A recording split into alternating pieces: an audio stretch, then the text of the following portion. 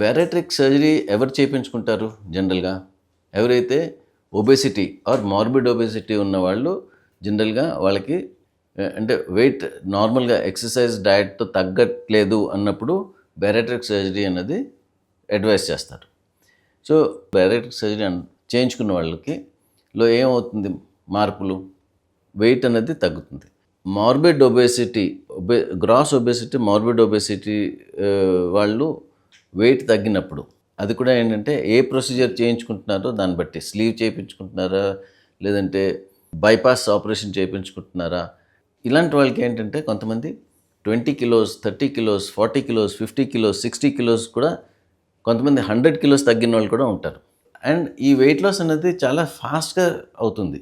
Skin and muscle wasting అవుతుంది, skin sagging అవుతుంది. So అంతా స్కిన్ అంతా లూజ్గా వేలాడుతూ ఉంటుంది. ఆ వెయిట్ అనేది ఒక లెవెల్ దాకా వచ్చిన తర్వాత స్టెబిలైజ్ అవుతుంది. స్టెబిలైజ్ అయిన తర్వాత నడుము మోకాళ్ళు మొయ్యవలసిందే, తప్పదు.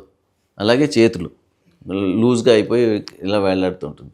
సో ఇలాంటి వాళ్ళకి పోస్ట్ బ్యారియాట్రిక్ కరెక్షన్స్ అన్న ప్రొసీజర్ చేస్తాం అన్నమాట.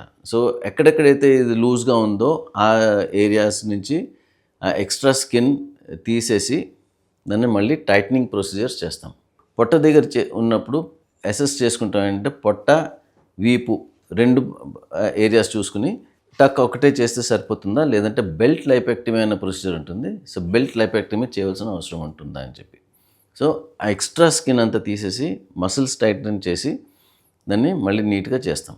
అలాగే ఆర్మ్స్ ఇవి వేలాడుతున్నాయంటే ఈ బ్యాటరింగ్ డిఫార్మిటీ తోటి ఇదంతా తీసేస్తాం. సో దీంతోపాటు ఏంటంటే లాటరల్ చెస్ట్ వాల్ ఇది కూడా టైటన్ చేస్తాం. కొంతమందికి గైనకోమాస్టియా ప్రాబ్లం ఉంటుంది, లేదంటే జెంట్స్లో, లేడీస్లో అయితే బ్రెస్ట్ సాగింగ్ అవుతుంది. సో అవన్నీ మళ్ళీ రీకరెక్ట్ చేస్తాం, either with implant or with existing tissue మళ్ళీ రీపొజిషన్ చేసి. అలాగే థైజ్ లూజ్ అయిపోతే థైజ్ని టైటన్ చేస్తాం. So inner thigh lift or outer thigh lift, ఇవన్నీ these are all the part of the body contouring procedures. అట్లానే ఇప్పుడు ఫేస్ అండ్ నెక్లో కూడా చాలా మార్పులు రావచ్చు, ఇదంతా వేలాడిపోయి. సో ఇవన్నీ కూడా అంటే టైటన్ చేసి మళ్ళీ face lift and neck lift చేసి ఇవన్నీ కూడా రీసెట్ చేస్తాం. అలాగే వీపు భాగం వెనక్కి తిరిగినప్పుడు కండరాలన్నీ చర్మం నుంచి ఇలా వేలాడిపోతూ ఉంటుంది బ్యాక్ సైడ్. సో అవన్నీ కూడా టైటన్ చేసి మళ్ళీ రీసెట్ చేయవలసిన అవసరం పడవచ్చు. సో వీళ్ళందరికీ ఏంటంటే the problem is scars after the surgery. కొన్ని స్కార్స్ తోటి వాళ్ళు మళ్ళీ నార్మల్ లైఫ్ చేసే అవకాశం పొందుతారు వాళ్ళు.